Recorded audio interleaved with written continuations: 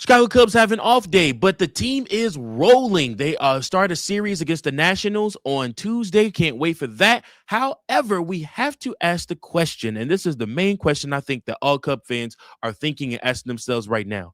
How do we stack up against the Brewers? And can we beat them to win the Central Division? This is the goal. This is the dream. We're going to talk about it and more right after this.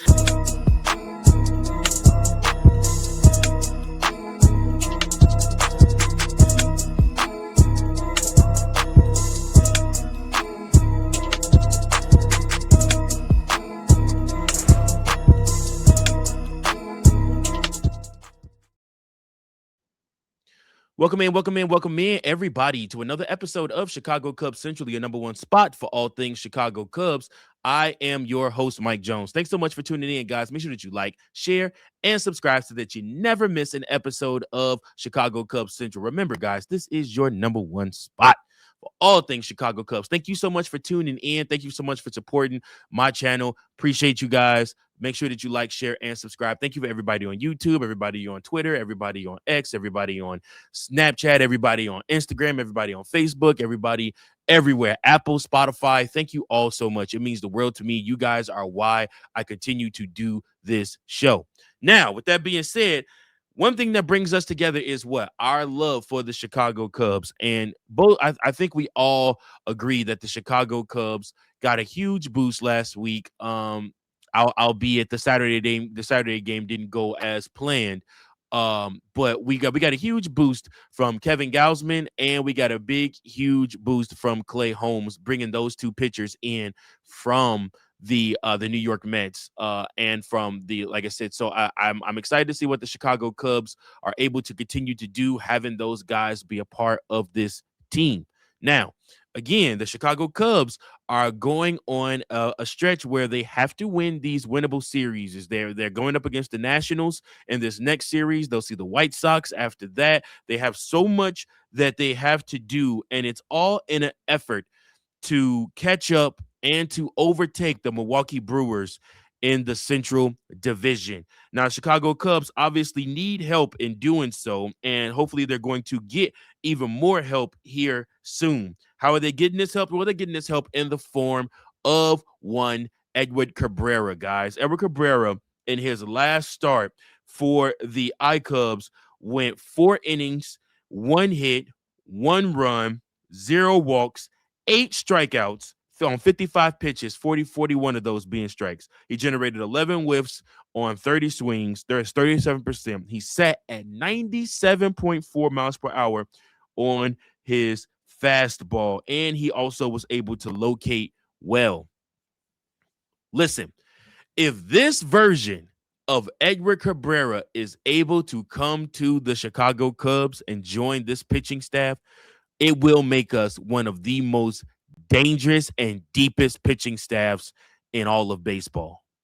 I would put our pitching staff up against the Braves, up against the Yankees, up against the Dodgers, up against the Phillies, up against any pitching staff we have to see, including the Milwaukee Brewers. I believe that adding Edward Cabrera back and him coming back and being able to be this version of himself, generating whiff, getting the swing and miss, and causing guys just literally to strike out, is going to be pivotal for the Chicago Cubs' success. This is the Edward Cabrera that we need to have come back. It's going to be imperative that he be in full gear before the postseason starts. So for us, we're looking at this and we're saying to ourselves, Edward Cabrera gives us a really, really, really good chance to win some playoff games. I mean, I remember thinking last year with the pitching staff that basically Craig Counsell had basically bare minimum to choose from on his ride to the postseason. Now it's a you pick 'em. I mean, let's just say the Cubs do have to do a wild card series. Who are you choosing to go in those wild card series? There are a lot of pitchers that have pitched well that offer you an opportunity to win. And then you got the newbies that also offer you an opportunity to win. The more pitching arms that Craig Counsell has at his disposal allows him to shorten the game and to win the game. You got guys like Javier Assad, guys like David Peterson, guys like Colin Ray who can shorten the game for you.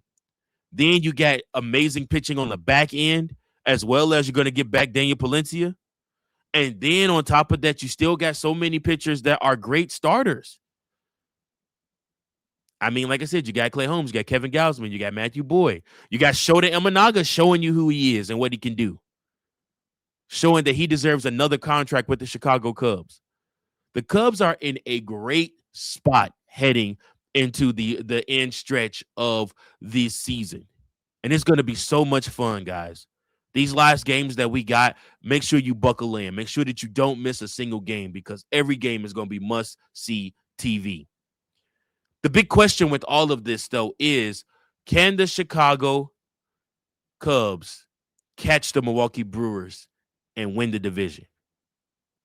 43 games left on the season. And, y'all, the NL Central race is not over at all. In fact, the race is just beginning. Cubs fans, we are officially entering the part of the baseball season where every single game starts carrying a little more weight. We're not talking about May anymore. We're not talking about June. We're not talking about the All-Star break. We're talking about the final stretch, y'all. The Chicago Cubs have 43 games remaining in the 2026 season. 43, that's it. And sitting at the top of the National League Central are the Milwaukee Brewers. The Brewers are currently 74-44, while the Cubs are 69-50. That puts Chicago 5.5 games back behind the Milwaukee Brewers in the division. And here's the question I want to ask today. Can the Chicago Cubs actually catch the Milwaukee Brewers and win the National Central? I think the answer is absolutely yes. But that is a big but. The Cubs are going to have to play some really good baseball over these final 43 games because Milwaukee, y'all, has just been outstanding. The Brewers are sitting at a .627 winning percentage while the Cubs are at a 5.580. Milwaukee has scored 585 runs and allowed just 444.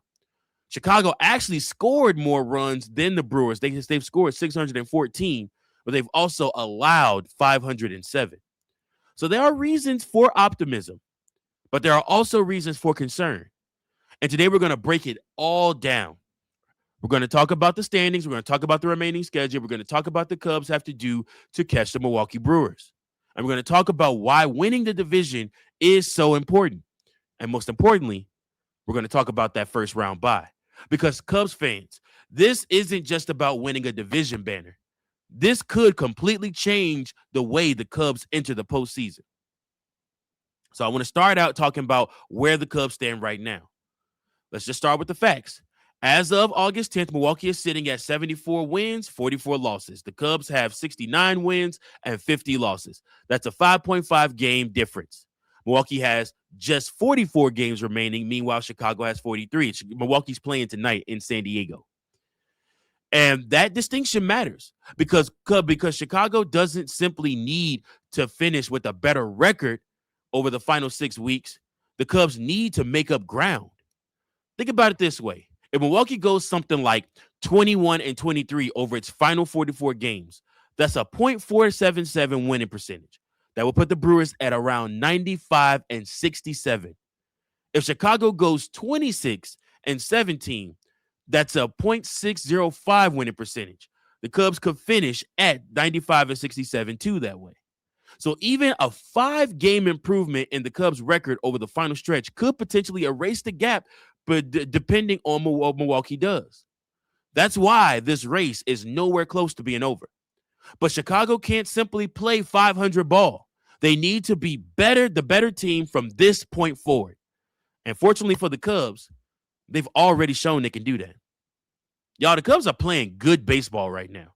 Here's one of the biggest reasons I think the Cubs fans should still believe they can beat the Brewers. Chicago is 7-3 over its last 10 games. And that's exactly the kind of baseball you need to be playing at this point in the season. Meanwhile, Milwaukee is also playing well. They are 7-3 over their last 10 games. So Chicago isn't chasing a team that's collapsing. They're chasing a team that's winning. That's what makes this so difficult. But it's also what makes this potentially one of the most exciting divisional races in some time. Because the Cubs aren't just trying to catch a bad team, they're trying to catch a really, really good team. And if Chicago pulls it off, that tells you something about this Cubs team and why Jed Hoyer bought into it. And why are we believing in the Cubs all of a sudden? Well, the offense is actually a huge reason to believe. Let's talk about the Cubs offense. Chicago has scored 614 runs this season. Milwaukee has only scored 585.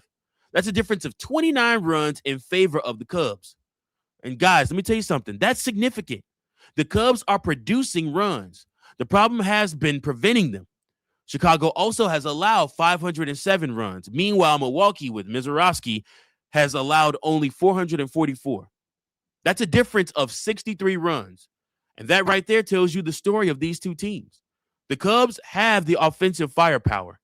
The Brewers have been more balanced. Chicago's run differential is plus 107. Milwaukee's is plus 141. So if the Brewers have been the better overall team statistically, but the Cubs have something you absolutely need in September, and that's the ability to score runs. And when you're playing meaningful baseball every night, guys, that's what matters. But let's talk about these next 43 games. Why are these next 43 games so important, Mike? Why are you harping so hard on these next 43 games? Well, here's where things get serious, guys. There are only 43 games left. That means every losing streak is magnified. If the Cubs lose 5 out of 7, that's not something you can simply shrug off anymore. If Milwaukee goes on a 7-game winning streak, Chicago could suddenly find itself in a much deeper hole and probably past the level of getting to that Central Division crown. But the opposite is also true. If the Cubs win 7 out of 10 and Milwaukee goes 5-5, well, suddenly we're talking about a completely different divisional race. That's why the Cubs need to treat these next few weeks like a playoff atmosphere. Every series matters.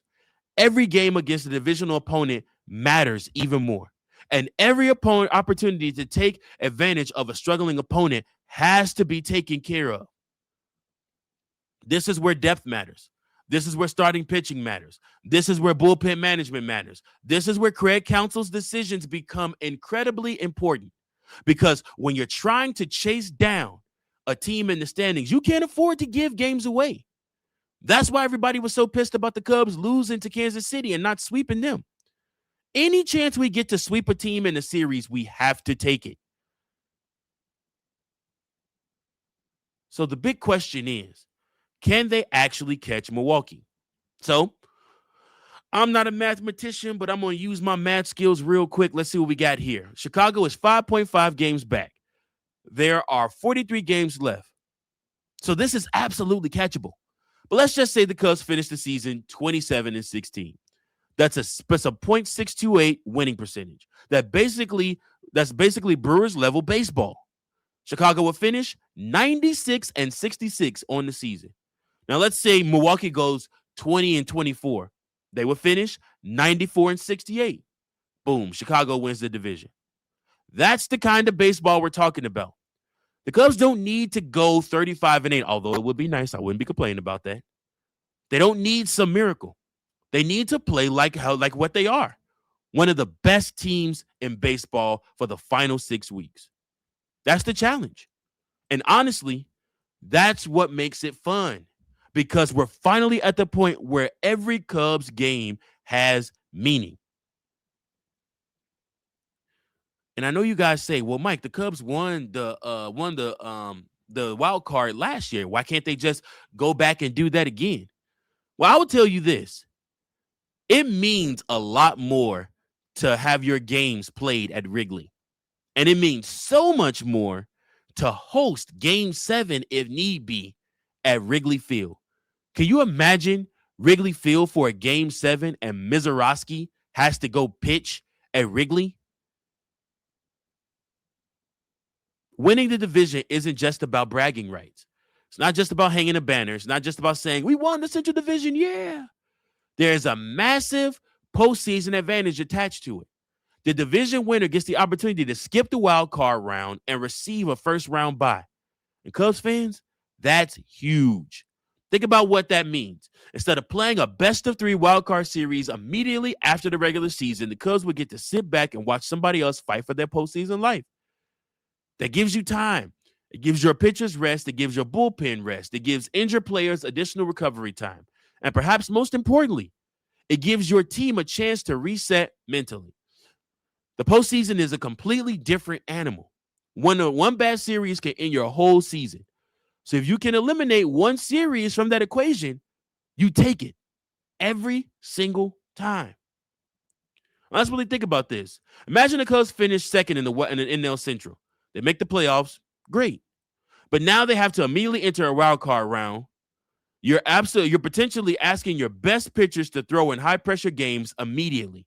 You're using your best relievers. You're managing every inning differently. You're dealing with travel. You're dealing with pressure. And if things go wrong, your season is over before you even reach the divisional series. You get the bye. You get time to line up your rotation. You get time to rest your bullpen. You get time to get healthy. You get time to watch another team burn through its pitching staff. And then you enter the division series.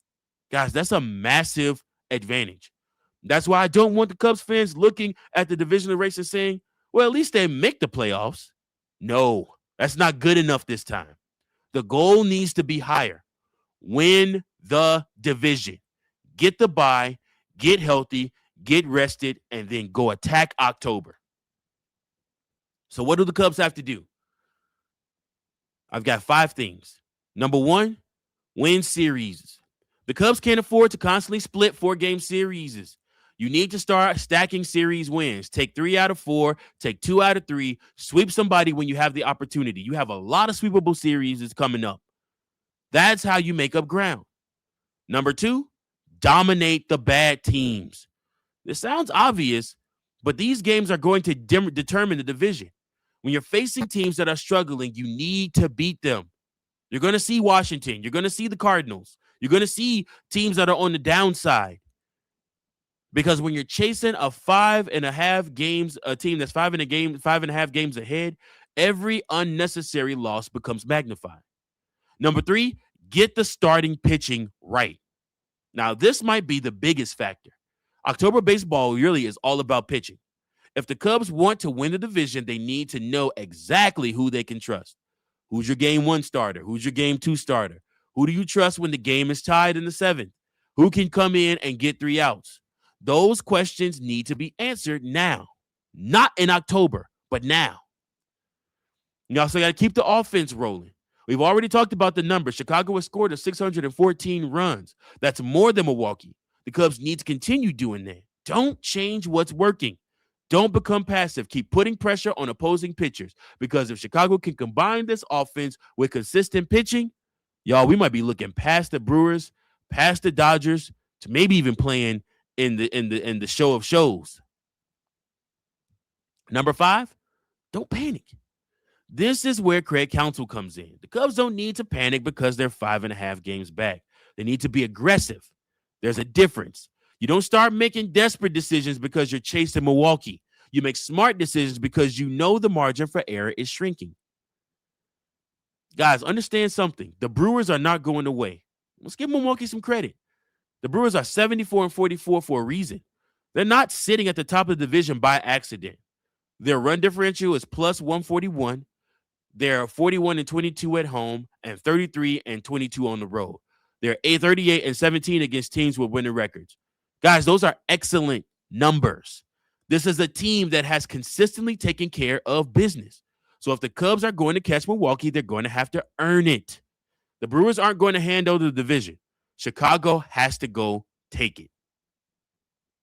So our last segment, last part of this. What if it took 100 wins? Let's talk about something that the Cubs fans have been thinking about. Could Chicago still win 100 games? Technically, yes. The Cubs have 69 wins with 43 games remaining. To reach 100, they would need to go 31-12. That's a 721 winning percentage. Guys, that's extremely difficult. But here's the thing. I don't think 100 wins should be the goal. The goal should be win the Central Division. If the Cubs win with 96 wins and Milwaukee finishes with 95, I don't care. Give me the division title. Give me the bye. Give me October baseball with a rested pitching staff. That's the objective. That's where we need to go. So in the end, can the Cubs catch the Brewers? Here's my answer. Yes. I don't think it's going to be easy. Cubs are 5.5 games back. Milwaukee has 44 games left, including the game that they're playing on Monday. Chicago is playing good baseball, but Milwaukee is also playing good baseball.